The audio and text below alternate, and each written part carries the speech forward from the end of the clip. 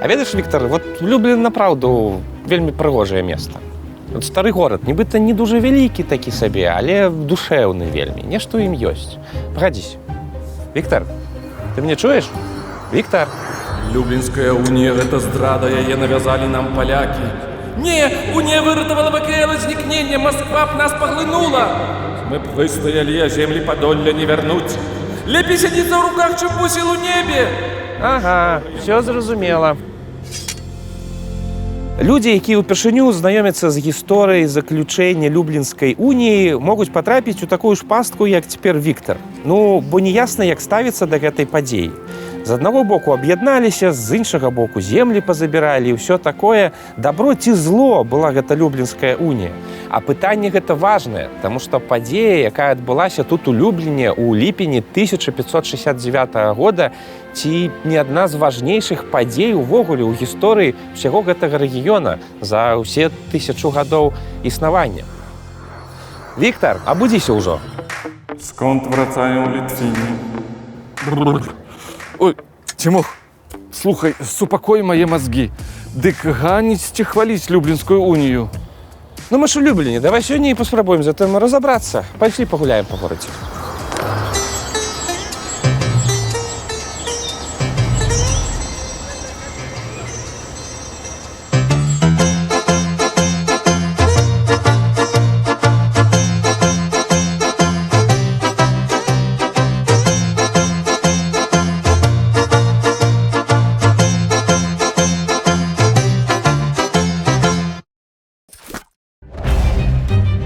Першая персанальная унія паміж Польшчай і ВКЛ была заключаная ў 1385 годзе і пасля не праходзіла 20 год, каб яна не перазаключалася нейкімі дадатковымі дамовамі.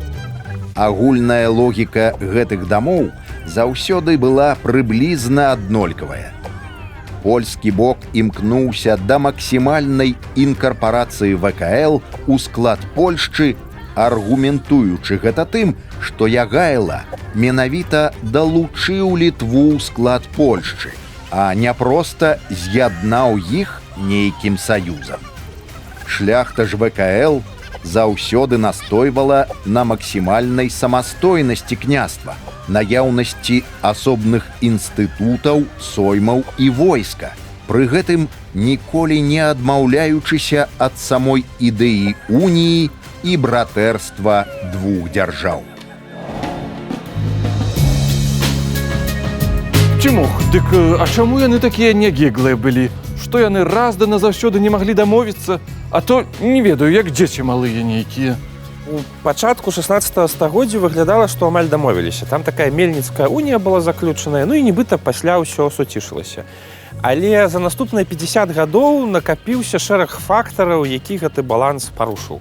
А што гэта за такі нягоднік там быў да парушыў гэты баланс?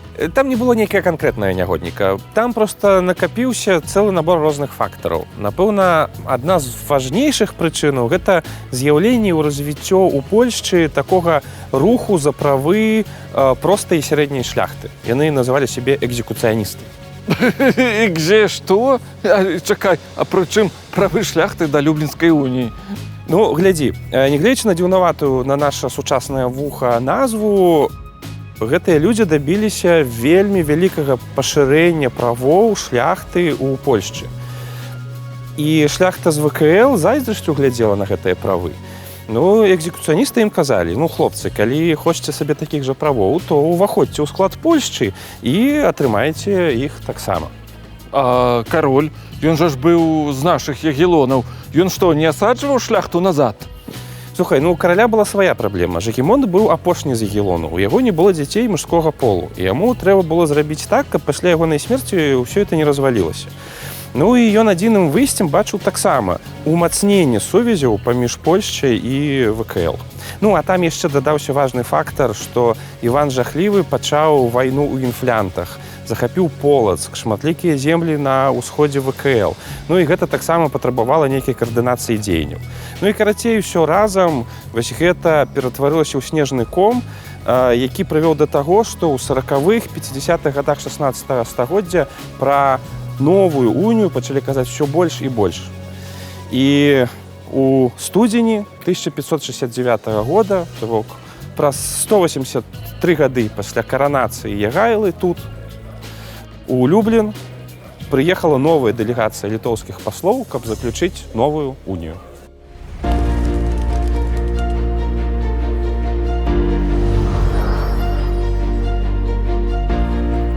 О, Цімох, дык я ведаю гэтае месца. Гэта літоўскі пляц у Любліне. Вось там помнік Люблінскай уніі. Дык гэта тут падпісалі унію? Не, унію падпісвалі на Сойме, а Сойм праходзіў у замку. Мы яшчэ туды з табой сёння дойдзем. Але ж у замак все не памесціцца. Ну, то літоўская дэлегацыя, это ж паслы, іх слугі, проста вольныя шляхцічы, нейкае войска яшчэ з імі. Там уже больш за 1000 чалавек было. Дык вось літоўская дэлегацыя стала вялікім лагерам на полі за сценамі Любліна. Вось на гэтым месцы. Таму гэты пляц так і называецца. І добрае поле тут было, і што яны адсюль хадзілі ў замак пешкі? Ну, хто пешкі, хто на канях. Кіраўніком дэлегацыі быў Мікалай Радзівіл Руды. Вельмі вядомы палітык, ваяр, ну, магнат, відавочна. Але, відаць, дыпламатам ён быў так сабе. Таму што вельмі яго напружвала атмасфера на Сойме, ну, там пастаянныя інтрыгі, прэсінг з боку польскай дэлегацыі, нейкія абвінавачванні. І ён у нейкі момант не вытрымаў. Праз месяц пасля пачатку перамоваў, 1 сакавіка, ён вечарам вярнуўся сюды, на пляц, у лагер, і загадаў сваім людзям зварочвацца. І калі раніцай сюды прыйшлі польскія дэлегаты, то ўбачылі, што ладнай часткі літвінаў проста няма. Яны з'ехалі. А, хітры мужик прыдумаў. Вось узяў іх на жыўца. І што яны цяпер будуць рабіць? Ну, як паказала гісторыя, сам сябе абхітрыў.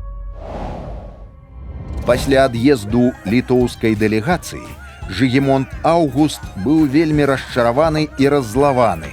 Але ён меў развязаныя рукі, бо Сойм фармальна быў адкрыты і мог прымаць рашэнні. Таму кароль пайшоў на жорсткія дзеянні. 5 сакавіка Сойм прыняў рашэнне пра адарванне ад ВКЛ і далучэнне да Польшчы падляшскага ваяводства. У маі месяцы такое ж рашэнне было прынятае па валынскім ваяводстве, пасля па кіеўскім і брацлаўскім. Падляшша і амаль уся Украіна пераходзілі пад уладу кароны. Ну, нічога яны натварылі сабе. Ну, я, канешне, спадзяваўся, але вось да канца не верыў. І што Радзівіл на гэта?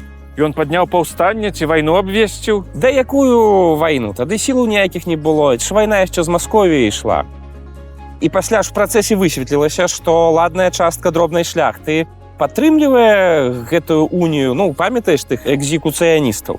Падляшская шляхта і валынская ўвогуле часткова выступалі ініцыятарамі далучэння да Польшчы. Гэта была іх просьба. Вось, і таму літоўская дэлегацыя вымушана была вярнуцца. У пачатку чэрвеня 69 года яны вярнуліся на гэтае поле, паставілі тут шатры і зноў пачалі ездзіць на паседжанне Сойма ў замак. Вось, адзінае, што цяпер кіраўніком дэлегацыі быў не Радзівіл, а Ян Хаткевіч. Это яшчэ адзін буйны магнат.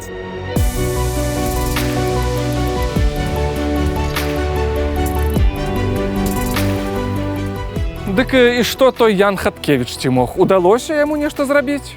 Слухай, ну, канешне, задачка яго стаяла нетрывіяльная. Немагчыма было пераламіць пазіцыю палякаў. Яны былі на баку сілы, увесь расклад быў на іх карысць. Тут хутчэй дапамог сам кароль. Кароль? Ну так, Жыгімонт Аўгуст. Ну, ён на самой справе разумеў, што немагчыма проста ліквідаваць Вялікае княства Літоўскае, што гэта будзе вялізны крызіс ва ўсёй дзяржаве. Таму ён сам пачаў намаўляць польскую шляхту, каб яна пагадзілася на тыя ўмовы, якія б хоць нейкім чынам задаволілі шляхту Вялікае княства Літоўскага. Ох, але я ўяўляю іхнае паседжанне. Ну там, пэўна, былі такія бурныя, гарачыя, імклівыя, не стрымаць. Ну, там і скрыла, гэта дакладна. Мы, дарэчы, можам крыху адчуць атмасферу таго паседжання ў замку. Так? Ну, А як? зараз у замкавым музеі захоўваецца знакамітая карціна Яна Матэйкі «Люблінская унія». Сапраўдная? Так, арыгінал? Хочаш паглядзець? О, аж каленкі калочацца. Ну, Ну давай! паглядзім.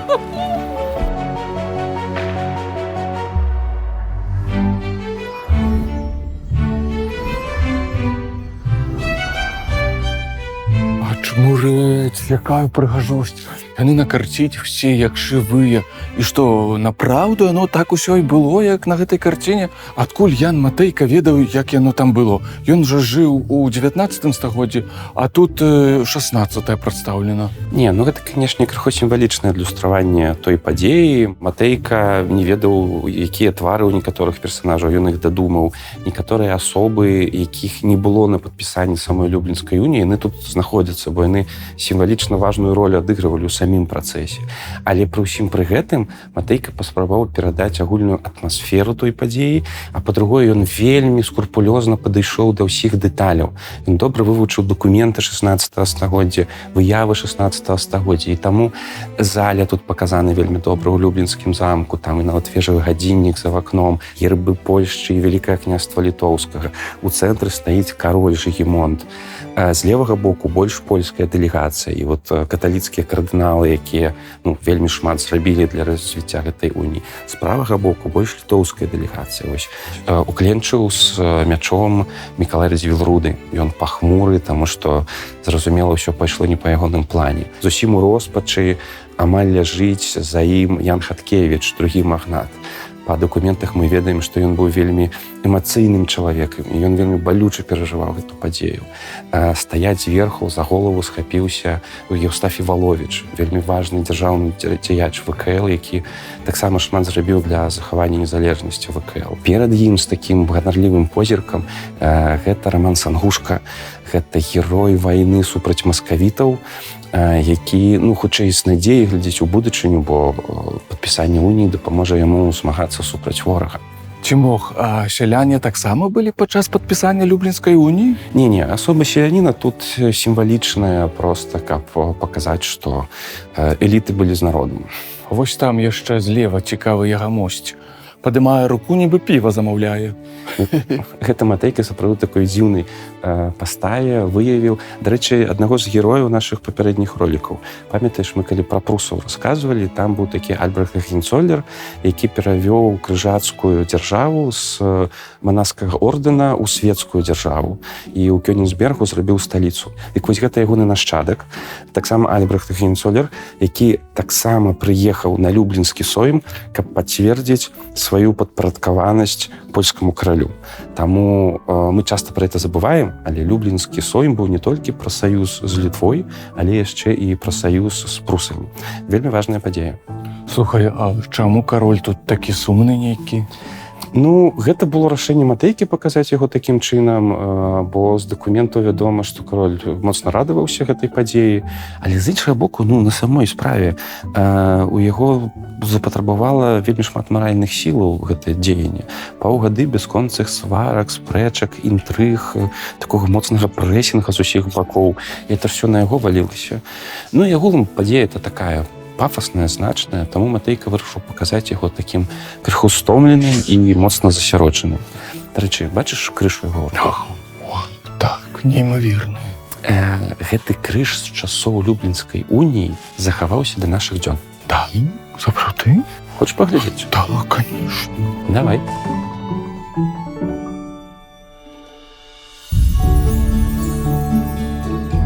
Уау, ці мог? Дык гэта той самы крыж, які ў сваіх манаршых руках трымаў апошні з ягелонаў кароль Жыгімонт Аўгуст. Слухай, на самой справе навукоўцы скептычна ставяцца да гэтай версіі, але легенда дакладна кажа, што гэта крыж з Люблінскай уніі. І Ян Матейка сваю карціну маляваў менавіта з гэтага крыжа. Чакай, а ці гэта мы знаходзімся? Чаму так цёмна? Гэта мы яшчэ ў музеі? Не, мы не ў музеі. Гэта скарбніца дамініканскага касцёла святога Станіслава, аднаго самага старога і паважанага касцёла ў Любліне. А чаму крыж тут знаходзіцца, а не ў замку, да прыкладу? Таму што менавіта ў гэтым касцёле пасля падпісання уніі адбылося святочнае набажэнства.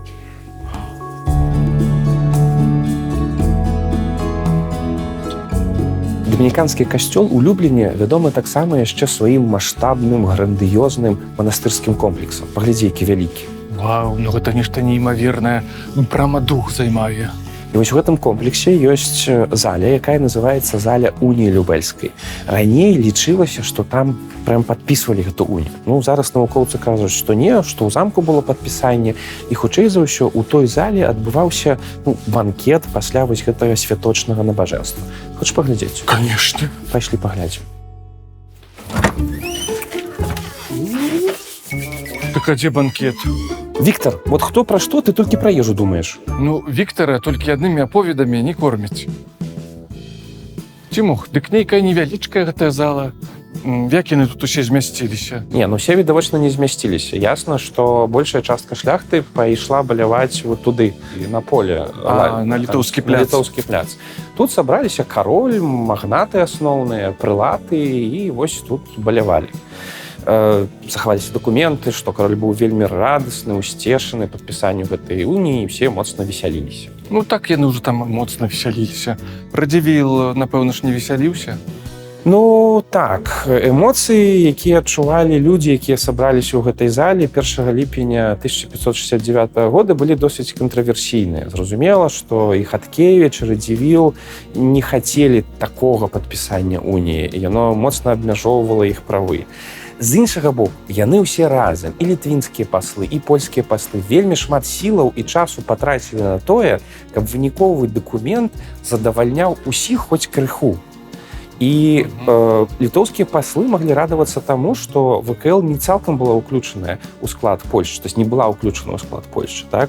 Она засталася самастойнай дзяржавай, са сваім войскам, скарбам, са сваім там дакументазваротам і так далей. І таму было што адсвяткаваць. Таму, я думаю, пры ўсёй кантраверсійнасці нагоды для пазітыўных эмоцый тут былі ва ўсіх. Цімух, мне здаецца, што я дагэтуль чую пах смажаных фазанаў. Витя, якія фазаны? Панюхай. Што это Ну, такое? панюхай. Адчапіся ты. Пахне фазанамі, не? Літва не была далучана. Яна захавала асобную казну, адміністрацыю, войска і судовую ўладу. Таксама былі ўведзены асобныя афіцыйныя мовы. Абавязковай у Вялікім княстве была руская. Аднак знешняя палітыка, у тым ліку ваенныя справы, і валюта павінны былі быць агульнымі. Агульны сойм павінен быў збірацца ў Варшаве, і паслы ВКЛ складалі там 1/3. Абедзве дзяржавы таксама павінны былі сумесна абіраць кіраўніка, каранаванага каралём Польшчы і вялікім князем літоўскім. Витя, слухай, что ты вечно про эту ежу думаешь? Где мы не бываем, тебе все ежи. Ты увогуле хоть ведаешь, як гэты фазан выглядае? Ты его хоть смакаваў? Хоть раз у жыцці? У мяне вельмі добрая фантазія, я дакладна магу ўявіць, які на смак фазан і як ён пахне. І ўвогуле, Цімух, я лепш за цябе ведаю, які смак маюць самыя розныя стравы. Так. Ого, якая спаруда! Сапраўды гэты касцёл такі агромністы. Відаць, добрыя сродкі мелі дамінікане, калі пабудавалі яго. Айцы дамінікане, так, былі не бедныя. Цімух, а вось мяне турбуе такая няроўнасць. Тут сабраліся самыя моцныя, самыя прадстаўнічыя і багатыя ўладары. А туды, на літоўскі пляц, адправіліся звычайныя шляхцюкі. Ну, вось нешта я пераймаюся лёсам простага народу. Ну, як заўсёды, Бог няроўна дзеле, эліта заўсёды асобна балявала ад простых людзей. Тебе это турбуе? Ну, канешне, яны зусім забылі пра просты народ. Ну, давай мы не будзем забываць. Ідзем да народа, на літоўскі пляц. Так, пашлі.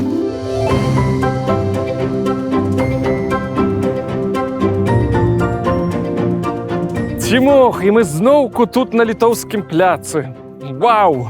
Ты, дарэчы, дарма наязджаў на Жыгімонта Аўгуста. Ён сюды, да літоўскай дэлегацыі прыехаў.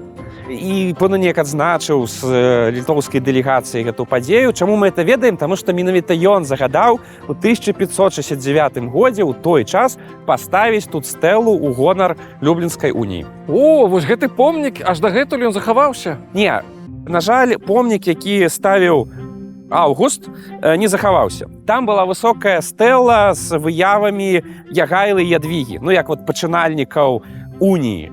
Але, на жаль, той помнік быў знішчаны ў часы расійскай імперыі ў першай палове 19 стагоддзя і адноўлены літаральна праз некалькі год, але ўжо ў іншым выглядзе. Вот у такім, як мы яго бачым цяпер. А і цяпер там дзве жаночыя постаці, гэта Польшча, а другая Літва, так? Ну так, але ўжо не Ягайла і Ядвіга. Ну але ўсё адно 200 гадоў помніку таксама не дробязі. Ну, таксама нямала. Но. Слухай, а што вось гэта там такое? А вот пашлі паглядзім. Вау, нічога сабе. Так а што гэта такое? Ну, это портал у Вільню. Бачыш, цэнтральная ратушная плошча, вунь ратуша. Гэта паслы паставілі ў 1569 годзе, ну, каб навіны хутчэй перадаваць у Вільню. Ачбурэць, ашалець. Ой, я нават уявіць сабе не мог. Тэхналоджыя. Ну, уяўляеш сабе, як віленчукам важна было хутка даведацца пра вынікі Люблінскай уніі. Паверыць не магу. Праўда? А нет, ты жартуеш, так? Ну, ты гумарыст прама Слава Камісаренка. Віктор, ну паслухай, відавочна, што это сучасная штука. У 21 годзе паставілі, але ідэя, в прынцыпе, тая ж самая. Злучыць Вільню з літоўскім пляцам у Любліні. Мне падаецца класная, турыстычная і сімвалічна-гістарычная ідэя. Вільня, привет. Цімох, я неяк палюбіў літоўскі пляц. Ён такі файны, тут столькі напамінаў пра Люблінскую унію, і ты так цудоўна ўсё пра яе расказаў, але ўсё роўна ў мяне ў галаве ніяк не ўложыцца. Ну як ацэньваць гэтую падзею? Яна была добрая ці кепская? Да просто як падзею гістарычную. Люблінская унія ж яна не з неба звалілася. Это вынік 200-гадовага працэсу. ВКЛ натуральным чынам хілілася хутчэй на захад, чым на ўсход.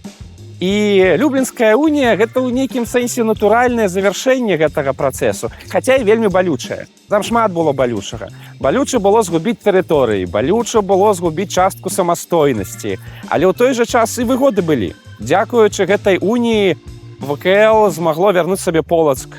ВКЛ змагло адбівацца ад Масквы, і больш за тое, разам з Польшай яны дайшлі да Масквы ў пачатку 17 стагоддзя. Субесная культура з'явілася. І яшчэ, як бы не ставіцца да Люблінскай уніі, яна несумненна замацавала і дала шанец на развіццё сапраўднаму братэрскаму саюзу двух шляхецкіх народаў. Не цалкам народа ўсіх людзей, якія жылі на тэрыторыі двух гэтых дзяржаў, але менавіта шляхты. І гэты саюз, які сама шляхта называла братэрскім і вельмі моцна цаніла, праіснаваў на сімвалічным узроўні ці не да канца 19 стагоддзя, перажыўшы саму дзяржаву. І гэта вельмі цікавая і унікальная з'ява, якую мы цяпер мусім цаніць і вывучаць. Віця, ты дзе?